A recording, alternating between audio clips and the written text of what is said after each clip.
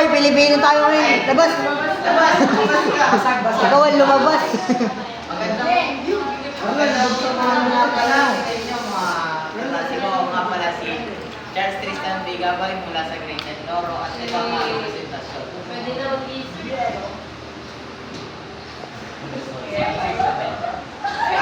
Ulat sa aklat na El Pilipus de Rizio. Sino yan? Ang book Oo, of hindi na nakita ka ba?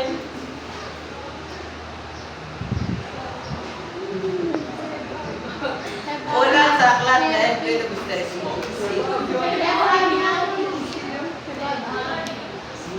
Book overview. Ang pamagat ng aking buulat ay ang El Pilipus de Rizio. Ang manunulat nito si Dr. Jose Rizal.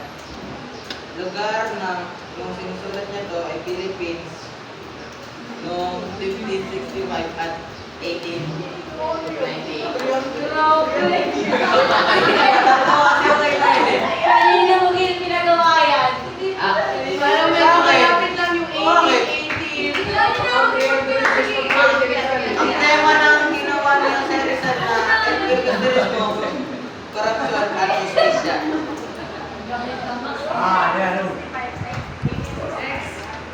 Tungkol sa manunulat.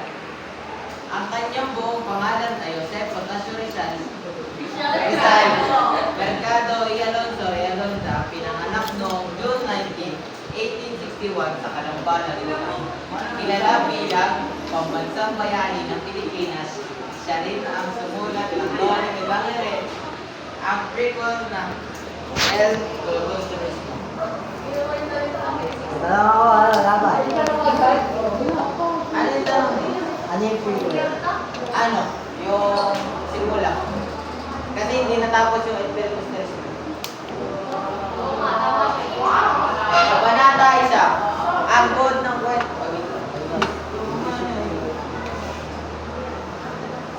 Ang buod ng kwento, kontinuasyon ng novelang Noli Me Tangere na sinulat ni Dr. Jose Rizal sa English, mas kilala The Reign of Greed. Pinakilala ang mga kanyang gawin ng isang tao upang magiganti. Any question, Sir Domodi? No. Okay, proceed. Banata 1. Kapabiyerta. Naglalayag ang Bapor Tabo sa may ilog, Pasig, isang umaga ng Desyembre at patungong Laguna.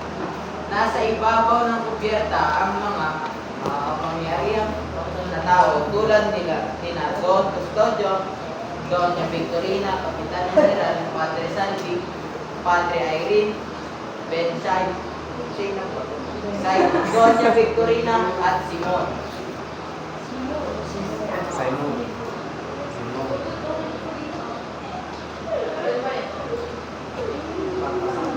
Napapasama ba ito? Napapasama? Napapasama si Simon sa mga mayayaman dahil kilala nila ito bilang isang may impluwensyang alahero. Alam niyo yung alahero? Sino may hindi alam ng alahero? Ilan taon ka lang? Alahero. Kilala siya sa buong Manila dahil na-impluwensyahan ito ng Kapitan General. Upang mapawi ang pagkainip sa mahaba at mabagal na biyahe, napag-usapan nila ang pagpapalalim ng ilog Pasig. Iminungkahi ni Don Custodio na mag-alaga ng itik. Sambit naman ni Simon na kailangan gumawa ng tuwid na kanal na mag-uugnay sa lawa ng Laguna at Maynila. Alam mo ba yung nag-react na ito ni Victoria nang suggest si Don Custodio ng pag-alaga na natin? Nagulat siya. Paano yung answer? Bakit tayo mag-aalaga ng itik? At para saan yun?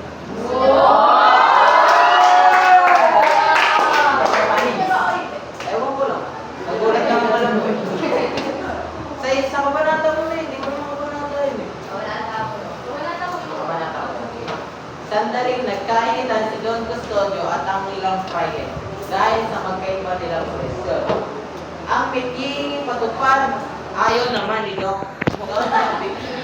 Doña Victorina na mag-alaga ng pato sa kanilang lugar. Dahil darami raw ang balot na pinaniri. Ay, nag-aaway sila dyan. Napakaganda ng elements mo din eh. Basta sila. Sino yan? Ito si Don Custodio. Kulang nga po yung private. Sa lang malagay. Isa laban sa lahat.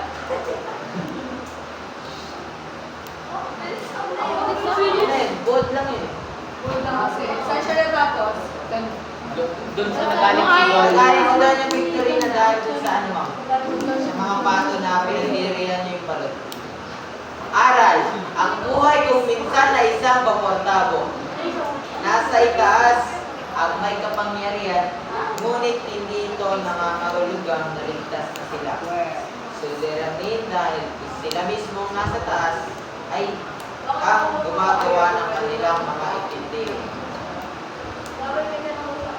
Ano? Bamba? Barto na gusto. Para? Wow. Ang stars at bibliography ko ay yung basta. Hindi. Nag-uwi. Oh, mamaya na quiz time. Naiintindihan niyo ba? Okay, ano daw issue doon sa pagkakaroon ng iba't ibang quiz ni Bea? Okay, so ang pinakapaksa dyan sa Kabanata 1 ay ang problema kasi nila, ang bagal ng takbo na Ready na ba kayo? Okay, ready na daw ba para sa quiz? Anong gusto niya? Sa one word o sa notebook? Oral na lang. Notebook na lang, sige. Get out your notebook. Yes, sir. Okay na lang. Notebook, Kabanata 1, tas 1 to 5. Hey, everybody gets quiet. Your noise up there. Si Gabay. May choices. Sir Gabay, may choices daw ba? Wala po. Sabi niyo po lang. Pero, pwede identification. Kung nakikita mo pa ito, Magpwede jumble letter. pwede. Pwede nga no, ma'am. Yung Python. Ready na po ba? Ready na po? Red Bull Pie. Number 1. Laang. Lang kayo na Number 1. Identification pala to, so wala talaga nabigyan ng sagot. Kahit sino mo, hindi ko binigyan niya. Hindi kami pati. Hindi ko pinaipakagabi. Hindi na. Number 1. Ano ang pamagat ng kabanata? Ano ang pamagat ng kabanatang iniulat? Orange! -1. Mangungubya. Right minus wrong na. Stop lang. Number 2. Wait lang, Gabay. Hindi, iba yung paito na nilagay yung pwede. Yung paito na nilagay mo. Ang tanong sa what? Ano ang pamagat ng kabanata? Hindi, wala nang tauhan dito. Marami silang sabi. Pwede na. Ano ang problema ni Don Custodio sa paportabo? Ano ang problema ni Don Custodio sa paportabo? Nag-iisa lang yun. So, Ang sagot niya na sa kanya din. So, wala ko sasabihin sa sagot. Kung ano ang sasabihin niya sa sagot, yun na yun. Kasi siya mo Consideration ba yun sagot? consideration yun kasi. Pero pag sobrang tayo, Oo. Ano ang problema ni Don Custodio sa paportabo? Paportabo? Tayo pa na siya.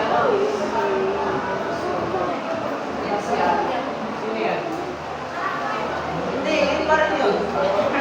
next, Ano number yun? 3. Number 3. Ano yung number 2? Di number 2, ano ang problema ni Don Custodio sa paportabo? Yung number 3. Di number 3 naman, ano ang dahilan kung bakit gusto mag-alaga ng itik o pato ni Don Custodio? Ito ang parehas lang. Hindi. Yung sa solusyon. Sa progress. So, hindi mo kayo 3. Ano 3? Ano ang dahilan kung bakit gusto mag-alaga ng itik o pato ni Don Custodio? Yung isa problema, yung isa solusyon. Pero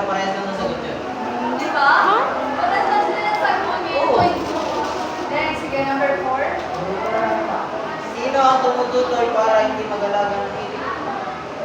Sino daw ang pinutol? Sino ang tumututol para sa hindi mag-aalaga ng itik? Tumututol rin ako. Ano ang yung dahilan? Five na! Five na! Next, number 5. Ano ang dahilan kung bakit ayaw mag-alaga ng itik? Di ba, dali Ano lang. ang dahilan daw kung bakit ayaw mag-alaga? Di ba, madali naman eh. Pare-parehas Yung na sa lang kanya eh. kasi, nagre-require ng mahabang sagot kasi pagpapalang. Okay. Malitan na notebook. Ay, number 5.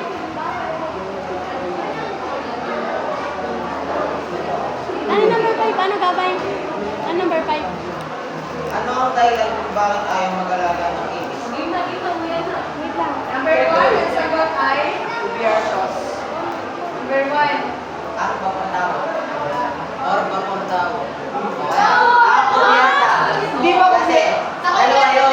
Sa kubyerta, o kaya ang Pwede yung papantawag. kubyerta. Pwedeng sa ibabaw ng kubyerta kasi Ay, kapay, ano nga yung kubyerta? next, number 2. Parte